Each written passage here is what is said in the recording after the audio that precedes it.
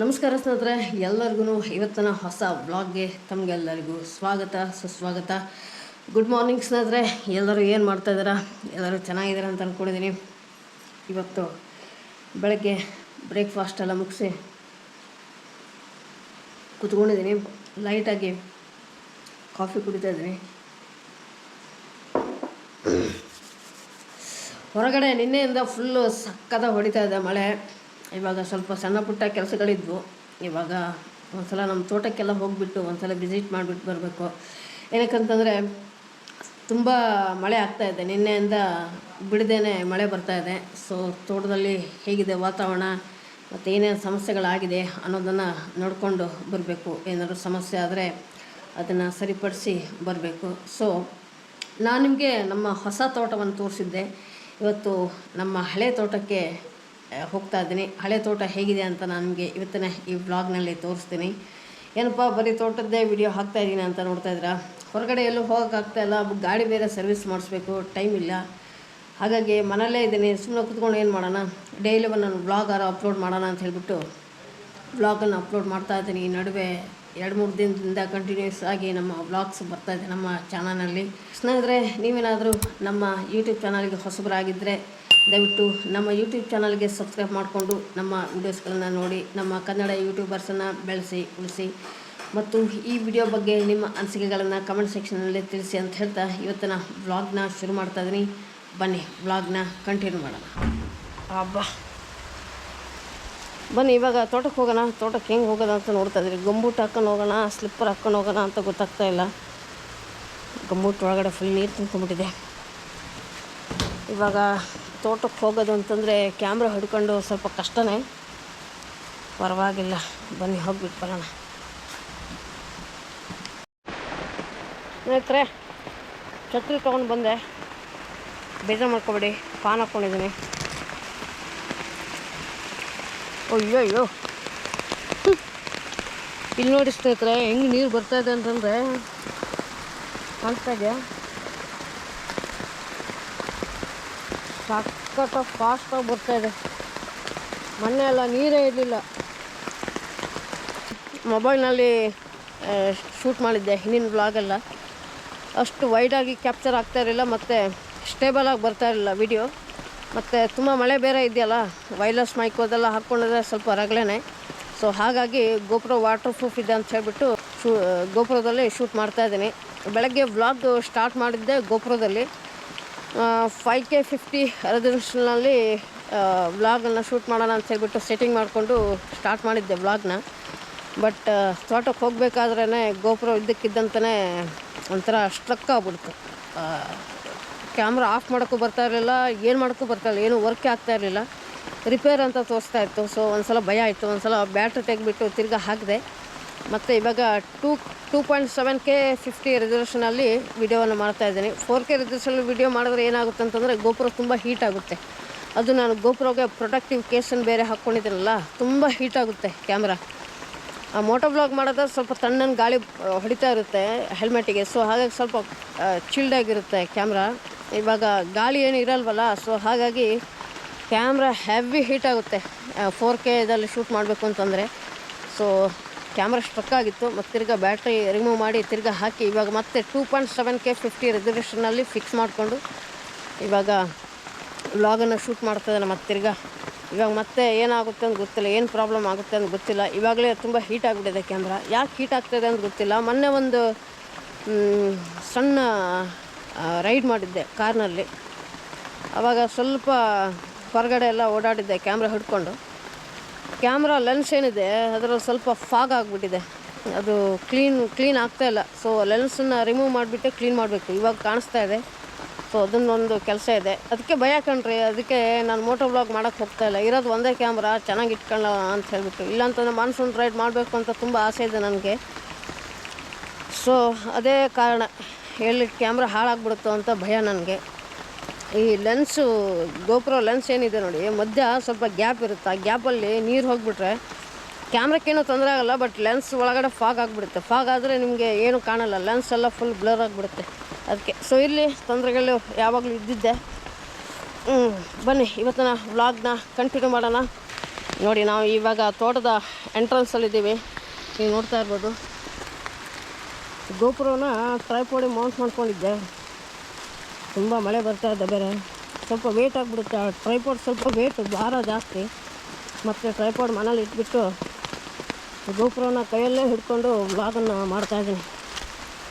ಇದೆ ನೋಡಿ ನಮ್ಮ ಹಳೆ ತೋಟ. ಮನೆ ಎದುರುಗಡೆನೇ ಇದೆ ಈ ತೋಟ. ಹಿಂದಿನ ಬ್ಲಾಗೆಲ್ಲ ನೋಡಿದಿರಲ್ಲ, ಅದು ಮನೆಯಿಂದ ಸ್ವಲ್ಪ ದೂರ ಹೋಗಬೇಕು. ಇದು ಮನೆ ಎದುರುಗಡೆನೇ ಇದೆ. ಇದು ಪಂಪ್ ಹೌಸ್. ನೀವು ಏನು ನೋಡ್ತಾ ಇದ್ದೀರಾ ಪಂಪ್ ಹೌಸ್ ಇದು. ಈ ಕಡೆ ಬಾವಿ ಇದೆ. ಗೋಪುರದಲ್ಲಿ ಝೂಮ್ ಹಾಕಿ ತೋರ್ಸೋಕ್ಕಾಗಲ್ಲ. ಮೊಬೈಲ್ನಲ್ಲಿ ಆಗಿದ್ರೆ ಝೂಮ್ ಹಾಕಿಬಿಟ್ಟು ತೋರಿಸ್ಬೋದಾಗಿತ್ತು. ಒಂದಿದ್ರೆ ಒಂದಿರಲ್ಲ ಸ್ನೇಹಿತರೆ, ಏನು ಮಾಡೋಣ ಹೇಳಿ. ನೋಡಿ ನೀರು ಫುಲ್ಲು ಬಂದಿದೆ ಬಾವಿಲಿ. ಇದು ನಮ್ಮ ಬಾವಿ, ಇದು ನಮ್ಮ ಪಂಪ್ ಹೌಸು. ನೋಡಿ ನಮ್ಮ ತೋಟ ಹೇಗಿದೆ ಅಂತ. ಬೇಲಿ ಎಲ್ಲ ಸ್ವಲ್ಪ ಮಳೆಗಾಲ ಅಲ್ವಾ, ಸ್ವಲ್ಪ ಕಟ್ಟಿಂಗ್ ಮಾಡಿ ಇಟ್ಕೊಂಡಿದ್ದೀವಿ. ಇದನ್ನೆಲ್ಲ ಬೇರೆ ಕಡೆ ಹಾಕಬೇಕು. ತುಂಬ ಮಳೆ ಸ್ನೇಹಿತರೆ ನಿನ್ನೆಯಿಂದ.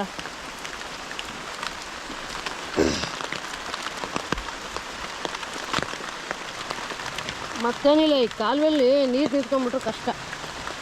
ಅದಕ್ಕೆ ಅವಾಗ ಮಳೆ ಜಾಸ್ತಿ ಆದವಾಗ ಚೆಕ್ ಮಾಡ್ತಾ ಇರಬೇಕು. ಛತ್ರಿ ಬೇರೆ ತೊಗೊಂಬಂದಿದ್ದೀನಿ, ಸ್ವಲ್ಪ ದೊಡ್ಡದೇ, ಸ್ವಲ್ಪ ಭಾರ ಇದೆ. ಛತ್ರಿ ಹಿಡ್ಕೊಂಡ್ರೆ ಫುಲ್ ಕತ್ಲಾಗ್ಬಿಡುತ್ತೆ ನೋಡಿ. ಹಿಂಗೆ ಮಾಡಿದ್ರೆ ಮಳೆ ತಾಗುತ್ತೆ. ಏನು ಕರ್ಮಗಳು. ಒಂದು ದಿವಸ ಆರಾಮಾಗಿ ವ್ಲಾಗ್ ಶೂಟ್ ಮಾಡೋಣ ಅಂದ್ರೆ ಆಗಲ್ಲ. ಏನಾದರೂ ಒಂದು ಸಣ್ಣ ಪುಟ್ಟ ತೊಂದರೆಗಳು ಇದ್ದೇ ಇರುತ್ತೆ. ಇಲ್ಲೊಂದು ಲಿಂಬೆ ಗಿಡ ಇದೆ ಸ್ನೇಹಿತರೆ, ತುಂಬ ಚೆನ್ನಾಗಿ ಲಿಂಬೆ ಹಣ್ಣನ್ನು ಬಿಡುತ್ತೆ. ಓಹೋ ಹೋ ಹೋ ಹೋ ಹೋ ಇಲ್ಲಿ ನೋಡಿ ಯಾವ ಥರ ರಭಸವಾಗಿ ಹರಿತಾ ಇದೆ ಕಾಲುವೆಯಲ್ಲಿ ನೀರು. ನೋಡಿದ್ರಾ? ನೋಡಿ ಸಖತ್ತಾಗಿ ನೀರು ಬರ್ತಾ ಇದೆ ಸ್ನೇಹಿತರೆ, ಸಖತ್ತಾಗಿ ನೀರು ಹರಿತಾ ಇದೆ.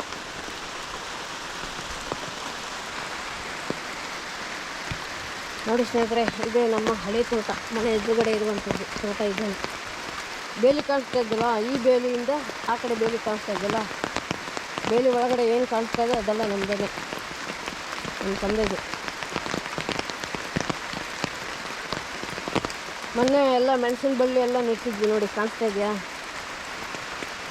ನಾವು ನಮ್ಮ ತಂದೆ ಇಬ್ಬರು ಸೇರಿಕೊಂಡು ಮೆಣಸಿನ ಬಳ್ಳಿನ ನೆಟ್ಟಾಯಿತು ತೋಟದಲ್ಲಿ. ಒಂದು 10-15 ಸಸಿಗಳನ್ನು ನೆಟ್ಟಿದ್ದೀವಿ.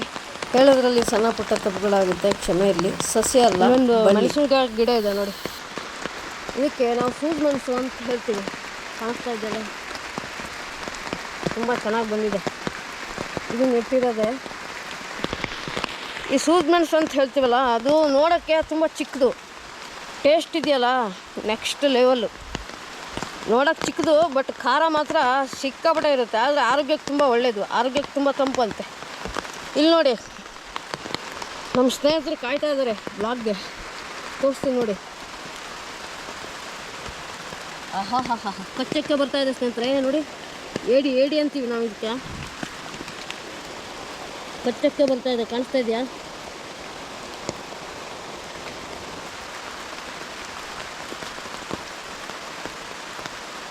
ನೋಡಿ ತೋಟ ಹೇಗೆ ಕಾಣಿಸ್ತಾ ಇದೆ. ಆಹಾ ಹಾ ಹಾ ಹಾ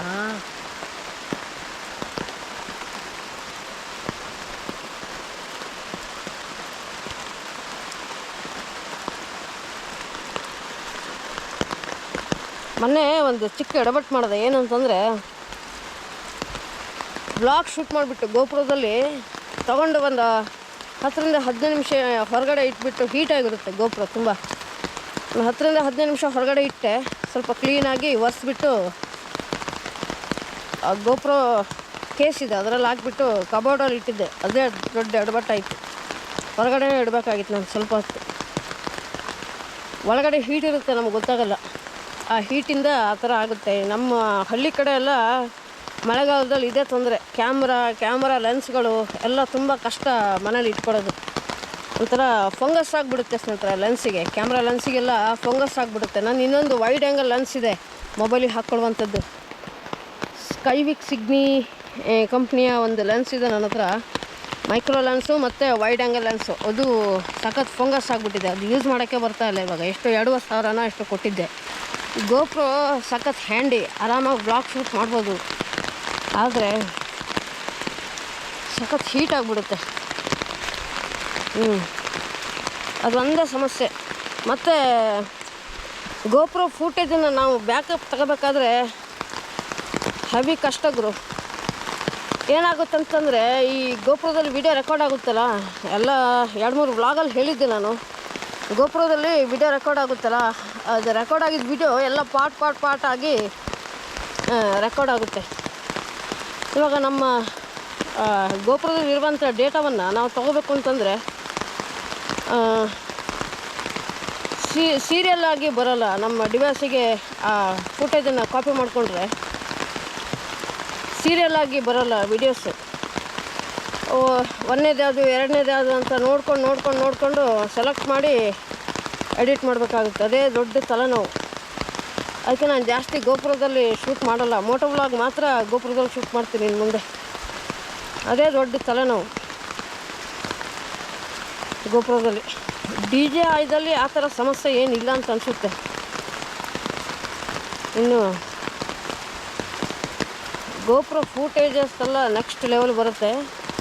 ಆದರೆ ಸ್ವಲ್ಪ ಕತ್ಲಾದರೂ ಕೂಡ ವಿಡಿಯೋ ಚೆನ್ನಾಗಿ ಬರೋಲ್ಲ. ಅದೊಂದೇ ಸಮಸ್ಯೆ ಬಿಟ್ಟರೆ ಮಿಕ್ಕಿದ್ದೆಲ್ಲ ನೆಕ್ಸ್ಟ್ ಲೆವೆಲ್ ಇದೆ.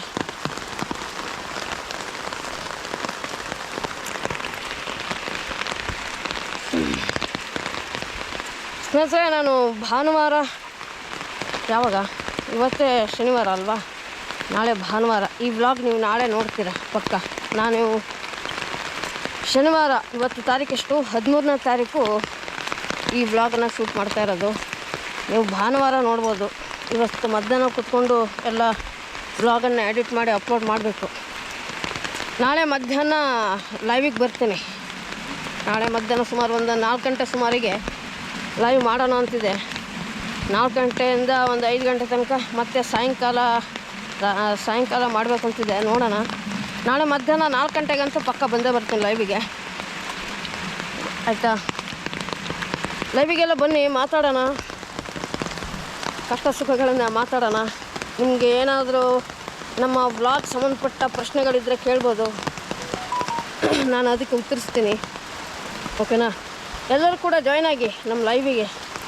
ಚೆನ್ನಾಗಿರುತ್ತೆ, ನಮಗೂ ಖುಷಿಯಾಗುತ್ತೆ. ನೀವು ಜಾಯ್ನ್ ಆದರೆ ಅಂತಂದರೆ ಪಕ್ಕ ಡೈಲಿ ಒಂದೊಂದು ಲೈವ್ ಮಾಡೋಣ. ಏನಂತೀರಾ?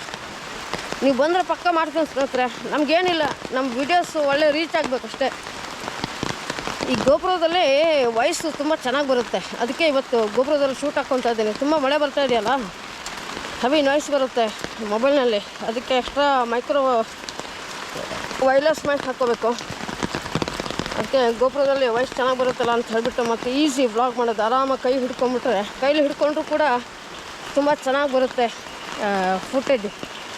ವೈಡಾಗಿ ಕ್ಯಾಪ್ಚರ್ ಮಾಡುತ್ತಲ್ಲ ಗೋಪ್ರೋದಲ್ಲಿ. ಸೊ ಹಾಗಾಗಿ ಮತ್ತು ವಿಡಿಯೋ ತುಂಬ ಸ್ಟೇಬಲ್ ಬರುತ್ತೆ ಗೋಪ್ರೋದಲ್ಲಿ. ಕ್ಯಾಮ್ರಾ ಎಲ್ಲ ಸುಮಾರು ಒಂದು ಅರ್ಧ ಒದ್ದೆ ಆಯ್ತು. ಇವಾಗ ಮೊಬೈಲ್ನಲ್ಲಿ ಶೂಟ್ ಹಾಕೊಳ್ಳೋಕ್ಕಾಗಲ್ಲ, ತುಂಬ ಕಷ್ಟ. ಇವಾಗ ಕೆಳಗಡೆ ತೋಟಕ್ಕೆ ಹೋಗಬೇಕು. ಇಲ್ಲೇನು ಸಮಸ್ಯೆ ಇಲ್ಲ. ನೋಡಿದ್ರಲ್ಲ ನಮ್ಮ ಹಳೆ ತೋಟ ಹೇಗಿದೆ ಅಂತ ನೀವು ನೋಡಿದ್ದೀರಿ. ಈಗ ತೋರಿಸಿದ್ದೀನಿ ಸ್ನೇಹಿತರೆ. ಇವತ್ತಿನ ಈ ವ್ಲಾಗ್ನ ಮುಗಿಸೋ ಸಮಯ ಬಂತು. 15 ನಿಮಿಷ ಆಯ್ತು. ಇವಾಗ 15 ನಿಮಿಷ ಸಾಕು. ಯಾಕೆಂದರೆ ತುಂಬ ಲಾಂಗ್ ಆಗಿಬಿಟ್ರೆ ನೋಡೋಕ್ಕೆ ತುಂಬ ಬೋರ್ ಬರುತ್ತೆ ನಿಮಗೆ. ಅದಕ್ಕೆ 15 ನಿಮಿಷದ ವ್ಲಾಗ್ ಸಾಕು ಅಲ್ವಾ? 2-3 ಜನ ಕಮೆಂಟ್ ಮಾಡಿದರು ಲಾಸ್ಟ್ ವಿಡಿಯೋದಲ್ಲಿ, ಮೋಟೋ ವ್ಲಾಗಲ್ಲಿ, ಬ್ರೋ ನಿಮ್ಮ ವಿಡಿಯೋ ಎಲ್ಲ ತುಂಬ ಲಾಂಗ್ ಆಗಿರುತ್ತೆ, ನೋಡೋಕ್ಕೆ ತುಂಬ ಬೇಜಾರು ಬರುತ್ತೆ ಅಂತ ಹೇಳಿದ್ರು. ಅದಕ್ಕೆ ಅಟ್ಲೀಸ್ಟ್ ಒಂದು 15 ನಿಮಿಷದ ವಿಡಿಯೋನಾದ್ರು ಮಾಡೋಣ ಅಂಥೇಳಿ ಈ ವ್ಲಾಗ್ನ ಶೂಟ್ ಮಾಡ್ತಾಯಿದ್ದೀನಿ. 15 ನಿಮಿಷ ಸಾಕು ಅನಿಸುತ್ತೆ. ಓಕೆ, ಇವತ್ತಿನ ಈ ವಿಡಿಯೋವನ್ನು ಇಲ್ಲಿಗೆ ಮುಗಿಸ್ತಾ ಇದ್ದೀನಿ. ನೀವೇನಾದರೂ ನಮ್ಮ ಯೂಟ್ಯೂಬ್ ಚಾನಲ್ಗೆ ಹೊಸಬರಾಗಿದ್ದರೆ ದಯವಿಟ್ಟು ನಮ್ಮ ಯೂಟ್ಯೂಬ್ ಚಾನಲ್ಗೆ ಸಬ್ಸ್ಕ್ರೈಬ್ ಮಾಡಿಕೊಂಡು ನಿಮಗೆ ಕಾಣ್ತಾ ಇರುವ ಬೆಲ್ ಐಕನನ್ನು ಒತ್ತಿ ಆಲ್ ನೋಟಿಫಿಕೇಷನ್ ಆನ್ ಮಾಡಿಕೊಡಿ. ನಾವು ಯಾವುದೇ ತರಹದ ಹೊಸ ವ್ಲಾಗನ್ನು ನಮ್ಮ ಚಾನಲ್ಗೆ ಅಪ್ಲೋಡ್ ಮಾಡಿದ ತಕ್ಷಣ ನಿಮಗೆ ನೋಟಿಫಿಕೇಷನ್ ಮುಖಾಂತರ ಗೊತ್ತಾಗುತ್ತೆ ಅಂತ ಹೇಳ್ತಾ ಇವತ್ತಿನ ಈ ವಿಡಿಯೋವನ್ನು ಇಲ್ಲಿಗೆ ಮುಗಿಸ್ತಾ ಇದ್ದೀನಿ. ನಾವು ಸಿಗೋಣ ಮುಂದಿನ ವಿಡಿಯೋದಲ್ಲಿ. ಅಲ್ಲಿ ತನಕ ಟೇಕ್ ಕೇರ್. ನಗ್ತಾ ನಗಿಸ್ತಾ ಇರಿ ಮತ್ತು ಆರೋಗ್ಯದ ಅಂತ ಹೇಳ್ತಾ ಸಿಗೋಣ.